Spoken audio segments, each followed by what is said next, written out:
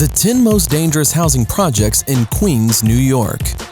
When travelers think of the New York borough of Queens, their minds often picture the colorful skyline of Long Island City. Here, modern-looking high-rise buildings shine their reflections upon the surrounding waters. The Queensboro Bridge offers a quick way into Manhattan, allowing an average of 140,000 vehicles to pour into the inner city every day. Queens isn't only that, though. This location has long been a popular destination among immigrants. Factories, startups, and other exciting job opportunities attracted thousands of foreign workers throughout the last 50 years. Today, one of the largest Chinese American communities in the United States resides within its borders. As usual for the city that never sleeps, low and average income families have progressively been hoarded into specific buildings and neighborhoods. The borough featured a good number of public housing projects, several of which are still in use. For this article, we completed a list of the 10 most dangerous complexes within the area of Queens in New York City. If you happen to find yourself there, you should keep an extra eye out for your own safety. Number 10. Queensbridge Houses. The largest state-provided housing complex in North America, the Queensbridge Houses were officially completed in 1939. Comprising a total of 3,142 units, these projects managed to provide comfortable and reliable lodgings to working-class families for most of World War II. Things began to change when, in the 50s, management decided to move those earning a higher keep to a different location. This maneuver resulted in a large number of poor black families moving in to fill the vacant units, turning the entire area into a mostly African-American ghetto. Similarly to other neighborhoods, the Queensbridge Houses suffered from the increase in crime that hit the entire city in the early 70s. New York and federal investigators bust a Queens drug dealing operation at the largest public housing complex in the city. Investigators say they've arrested scores of alleged drug dealers accused of selling cocaine to undercover officers in a covert operation that lasted almost a year. According to local sources, the situation seems to have gotten better since the beginning of the 21st century. Number 9. Palma Houses. Located within the working-class neighborhood going by the same name, the Palma housing complex is yet another famous project in Queens. Built in 1949, this place was designed as a self-sustaining center for those belonging to the International Brotherhood of Electrical Workers. Prices here have always been relatively low, with some of the first families paying as little as $475 per month. As the years went by, these projects were expanded. Healthcare and social facilities, as well as police stations, would soon be built in an effort to improve the precarious living conditions. For much of the 20th century, this area had to deal with constant crime. Shootings, robberies, drug operations, and other gang-related activities would be the norm up until the mid-2000s. Number 8. Ravenswood Houses. Traveling down 21st Street in the northwestern part of the borough, a series of low buildings surrounded by parks and recreational areas can be found. The group of gray-brown houses is best known as the Ravenswood Projects, one of the remaining NYCHA facilities in the area. While not as famous as other housing initiatives in New York, Ravenswood still plays its part in putting a roof over the head of several low-income families.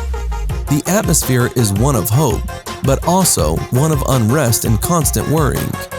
In an effort to fight crime, the New York Police Department created a special task force whose only job is to patrol the area.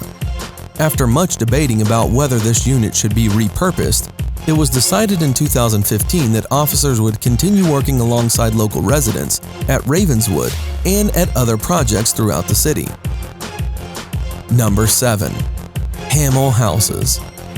Built in the early 50s and officially completed on April 30, 1955, the projects known as Hamel Houses are 14 6- and 7-story buildings providing tenants with 712 apartments.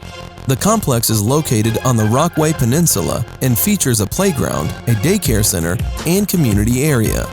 Life at Hamel is tougher than in most other parts of Central and Lower Queens. In 2014, after years of political campaigning and protests, the City Council finally allocated funding for a new set of surveillance cameras. This made the tenant's day a touch better, but things are far from being acceptable. There's still people using the stairwells and the elevators as toilets. complained one resident while being interviewed by a local paper. The lady also highlighted how criminals use the complex to escape police and for other illicit activities. Number 6. Astoria Houses. Their close proximity to the sea made the Astoria Houses famous when in October 2012, Hurricane Sandy swept across Lower Manhattan. According to FEMA, 8 of the complex's 22 buildings were damaged, with more than 1,000 people being affected. Repairs began in the second part of 2016. Tenants didn't lose hope, though. Police investigating a fatal shooting in Queens this afternoon found themselves breaking up a fight near the scene. It's not clear if the brawl was somehow connected to the murder investigation at the Astoria Houses. Police arrested all those involved. Officers were there investigating the death of a 23-year-old man found with a gunshot wound to his head. Police have not released the man's name. So far, no word on whether anyone has been arrested for his murder. Despite the frequent crimes, including people being shot in broad daylight, some of the occupants came together and founded help groups for the less fortunate. One prominent character, Renee Edwards, told journalists of her experiences in Astoria in 2017. "I've lived here all my life, and some of my children still do," the aging black woman told her interviewer. "Life is dangerous, and the threat of being killed, either on purpose or by mistake, remains. But some of the occupants make do with a smile on their faces." Number 5. South Jamaica Houses. Built upon the site of a former slum, the overpopulation and the lack of basic services left thousands of people in indescribable living conditions. The South Jamaica Houses were first designed in the 30s. The brainchild of then-Mayor LaGuardia, this complex was to provide 3,000 families with improved housing. The project was completed in 1940 and would eventually be expanded in the early 50s. The South Jamaica Houses still suffer today from the effects of the national crack epidemic that hit most of the United States in the 80s and the 90s. The Corley Gang and the Supreme Team still use this area as a base of operation for their illicit activities. Arrests and police raids take place on a weekly basis. Number 4. Woodside Houses. With 2 distinct police precincts operating in the area, the Woodside Houses complex doesn't seem as dangerous as other NYCHA facilities. Some of the residents describe this place as a pretty safe one, never failing to highlight its proximity to schools and social services buildings. Nevertheless, police officers often have to deal with gangs and drug-related activities. In 2012, a major drug raid led to the arrest of as many as 41 people. While visiting these projects, undercover agents managed to purchase more than 150 doses of crack, heroin, and marijuana. Cash, handguns, bulletproof vests, and handcuffs were also seized. Today, several groups still call this place their home. Gangs selling PCP within the complex make millions of dollars a year. The drugs often end up in the hands of children and teenagers who then use schools and parks as distribution centers. Number 3. Redfern Houses. The Redfern Houses were yet another of the NYCHA complexes to suffer from the passage of Hurricane Sandy in 2012. For months, tenants reported the lack of hot water, heat, and other basic services. It took the city 14 days to restore power to all of the apartments. It wasn't to be the only problem these projects would have to go through. More recently, in 2016, police found themselves going toe-to-toe with members of the Rowdy Boys. The local gang, now partially dismantled, is believed to be responsible for several shootings and for the sale of illicit substances. "There's historic violence here," said NYPD Deputy Chief Michael Kemper, moments after the arrests were made. Law enforcement agencies are still working to clean up the area, mostly acting on tips coming from scared tenants. Number 2. Edgemere Houses. The neighborhood known as Edgemere was once a sandy waste, with only a handful of houses littering the otherwise unaltered landscape. Following government plans for the requalification of this area, the Edgemere housing projects were built. These government-provided units remained in an abysmal state for most of the 50s and up until the early 90s. Rodents, flickering lights, gang-related violence, and drug trafficking would characterize an area where residents were scared for their children's future.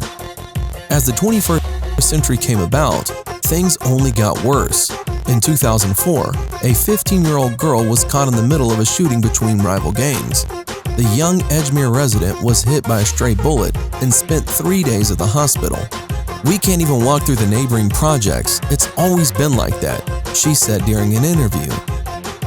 Number 1. Paisley Park Houses. Located in South Jamaica, the Paisley Park Houses are a complex of 5 8-story buildings completed in 1961. The projects house an estimate of 1,050 people and have long been under the control of the Supreme Team gang. It is not uncommon for anyone walking through the area to witness a shooting or a police operation. During one of such cleanups in 2016, officers shot and wounded an armed ex-convict who had barricaded himself in one of the apartments.